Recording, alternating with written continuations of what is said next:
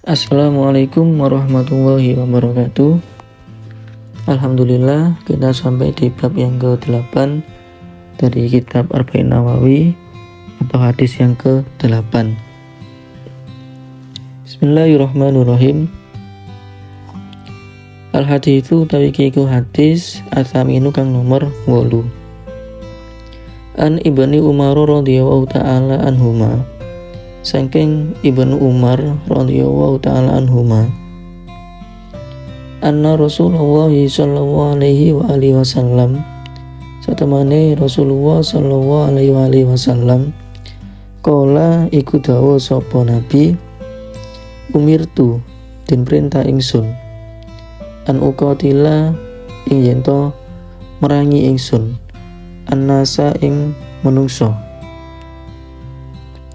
hatta yashhadu singgo padha nyekseni kabeh sapa nas an ing sak temene kelakuan la ilaha iku ora ana pangeran kang den sembah iku maujud illallah angin Allah wa anna Muhammadan lan sak temene Nabi Muhammad Rasulullah iku utusane Allah wa yuqimu lan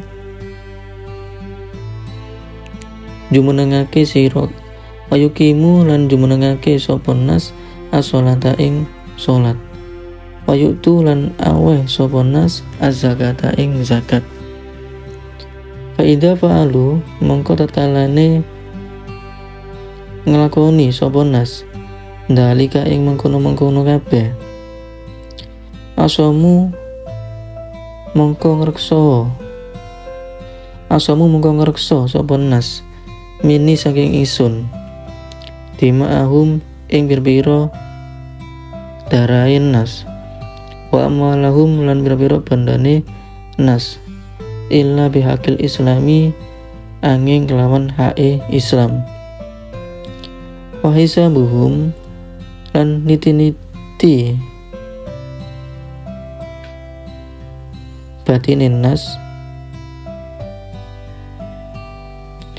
Allah Ta'ala ing ngatasi Allah Ta'ala.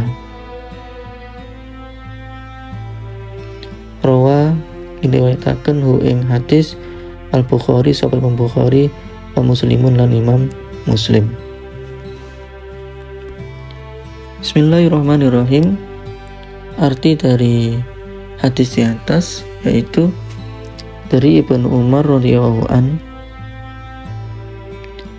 Ibnu Umar, anaknya putranya Umar radhiyallahu an, sesungguhnya Rasulullah sallallahu alaihi wasallam bersabda, aku diperintahkan untuk memerangi manusia hingga mereka bersaksi bahwa tidak ada Tuhan selain Allah dan bahwa Nabi Muhammad adalah Rasulullah utusan Allah, menegakkan sholat, menunaikan zakat.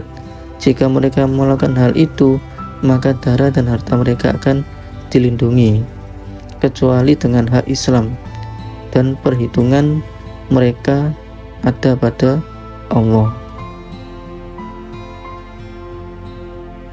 Riwayat Imam Bukhari dan Imam Muslim.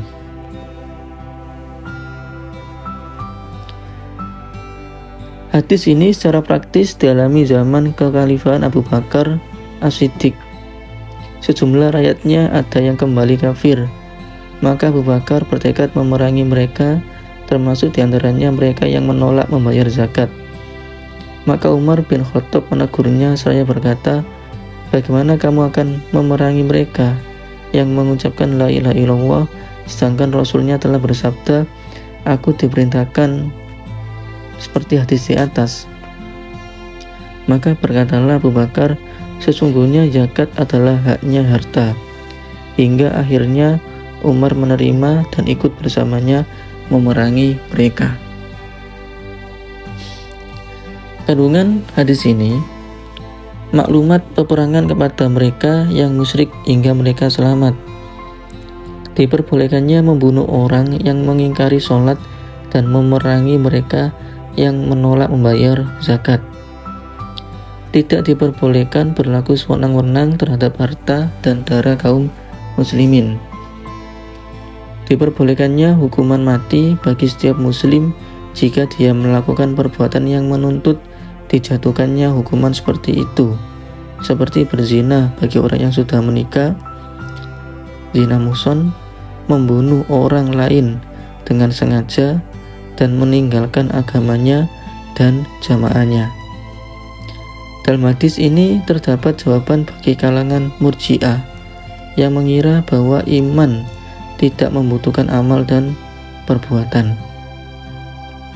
Tidak mengkafirkan pelaku bid'ah yang menyatakan keesaan Allah dan menjalankan syariatnya. Di dalamnya terdapat dalil bahwa diterimanya amal yang zahir dan menghukumi berdasarkan sesuatu yang zahir, sementara yang tersembunyi dilimpahkan kepada Allah. Syarah Ibnu Daqiq Al-Aid. Hadis ini amat berharga dan termasuk salah satu prinsip Islam. Hadis yang semakna juga diriwayatkan oleh Anas. Rasulullah SAW bersabda, sampai mereka bersaksi bahwa tidak ada Tuhan selain Allah dan Nabi Muhammad adalah hamba dan Rasul-Nya, menghadap kepada kiblat kita, memakan, menyembelih kita, dan melaksanakan sholat kita. Jika mereka melakukan hal itu, maka darah mereka dan harta mereka haram kita sentuh, kecuali karena hak bagi mereka, hak sebagaimana yang diperoleh kaum muslim, dan mereka memikul kewajiban sebagaimana yang menjadi kewajiban kaum muslimin. Dalam Sahih Muslim dari Abu Hurairah disebutkan sabda beliau, sampai mereka bersaksi tidak ada Tuhan kecuali Allah dan beriman kepadaku dan apa yang aku bawa. Hal ini sesuai dengan kandungan hadis riwayat dari Umar di atas. Tentang maksud hadis ini, para ulama mengartikannya berdasarkan sejarah, yaitu tatkala Rasulullah SAW wafat dan Abu Bakar As-Siddiq diangkat sebagai khalifah untuk menggantikannya, sebagian dari orang Arab menjadi kafir. Abu Bakar bertekad untuk memerangi mereka sekalipun di antara mereka ada yang tidak kafir, tetapi menolak membayar zakat. Abu Bakar lalu mengemukakan alasan perbuatan itu, tetapi Umar berkata kepadanya, bagaimana engkau akan memerangi manusia sedangkan mereka mengucapkan la ilaha illallah dan Rasulullah bersabda, aku diperintah untuk memerangi manusia sampai ia mengucapkan la ilaha illallah, dan kelak perhitungannya terserah kepada Allah Ta'ala. Abu Bakar lalu menjawab, sesungguhnya zakat itu adalah kewajiban yang bersifat kebendaan. Lalu katanya, demi Allah, kalau mereka merintangiku untuk mengambil seutas tali unta yang dahulu serahkan sebagai zakat kepada Rasulullah, niscaya aku perangi mereka karena penolakannya itu. Maka kemudian Umar mengikuti jejak Abu Bakar untuk memerangi kaum tersebut. Kalimat aku diperintah untuk memerangi manusia sampai ia mengucapkan la ilaha illallah, dan barang siapa telah mengucapkannya, maka ia telah memelihara harta dan jiwanya dari aku kecuali karena alasan yang hak, dan kelak perhitungannya terserah kepada Allah. Imam Khattabi dan lain-lain berkata, yang dimaksud oleh hadis ini ialah kaum penyembah berhala dan kaum musyrik Arab, kaum musyrik Arab, serta orang yang tidak beriman, bukan golongan ahli kitab dan mereka yang mengakui keesaan Allah. Untuk terpeliharanya orang-orang semacam itu tidak cukup dengan mengucapkan la ilaha illallah saja, karena sebelumnya mereka sudah mengatakan kalimat tersebut semasa masih sebagai orang kafir, dan hal itu sudah menjadi keimanannya. Tersebut juga di dalam hadis lain kalimat, dan sesungguhnya aku adalah Rasulullah. Mereka melaksanakan sholat dan mengeluarkan zakat. Syekh Muhyiddin An-Nawawi berkata, di samping mengucapkan hal semacam ini, ia juga harus mengimani semua ajaran yang dibawa Rasulullah. Seperti tersebut pada riwayat lain dari Abu Hurairah, yaitu kalimat, sampai mereka bersaksi tidak ada Tuhan kecuali Allah, beriman kepadaku dan apa saja yang aku bawa. Kalimat dan perhitungannya terserah kepada Allah, maksudnya ialah tentang hal-hal yang mereka rahasiakan atau mereka sembunyikan, bukan meninggalkan perbuatan-perbuatan lahiriah yang wajib. Demikian disebutkan oleh Imam Khattabi. Imam Khattabi berkata, orang yang secara lahiriah mengatakan keislamannya, sedang hatinya menyimpan kekafiran, secara formal keislamannya diterima. Ini adalah pendapat sebagian besar ulama. Imam Malik berkata, tobat orang yang secara lahiriah menyatakan keislaman tetapi menyimpan kekafiran dalam hatinya atau zindik tidak diterima. Ini juga merupakan pendapat yang diriwayatkan dari Imam Ahmad. Kalimat aku diperintah memerangi manusia sampai mereka bersaksi tidak ada Tuhan kecuali Allah dan mereka beriman kepadaku dan apa yang aku bawa, menjadi alasan yang tegas dari mazhab salaf bahwa manusia apabila meyakini Islam dengan sungguh-sungguh tanpa sedikit pun keraguan, maka hal itu sudah cukup bagi dirinya. Dia tidak perlu mempelajari berbagai dalil ahli ilmu kalam dan mengenal Allah dengan dalil-dalil semacam itu.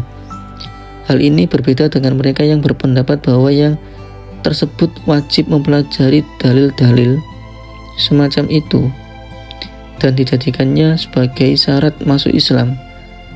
Pendapat ini jelas sekali kesalahan, sebab yang dimaksud oleh hadis di atas adalah keyakinan yang sungguh-sungguh dalam diri seseorang. Hal ini sudah dapat terpenuhi tanpa harus mempelajari dalil-dalil semacam itu. Sebab Rasulullah SAW mencukupkan dengan mempercayai ajaran apa saja yang beliau bawa tanpa mensyaratkan mengetahui dalil-dalilnya. Di dalam hal ini terdapat beberapa hadis sahih yang jumlah syaratnya mencapai derajat mutawatir dan bernilai pengetahuan yang pasti. Itu tadi dari keterangan dari bab yang ke-8 mengenai memerangi orang-orang yang tidak taat dengan ajaran Islam. Semoga menjadi tambahnya khazanah atau wawasan ilmu bagi kita semuanya, dan semua kebaikan datangnya dari Allah SWT dan segala kekurangan datangnya dari saya pribadi. Wallahu a'lam bishawab. Akhirul kalam. Wassalamualaikum warahmatullahi wabarakatuh.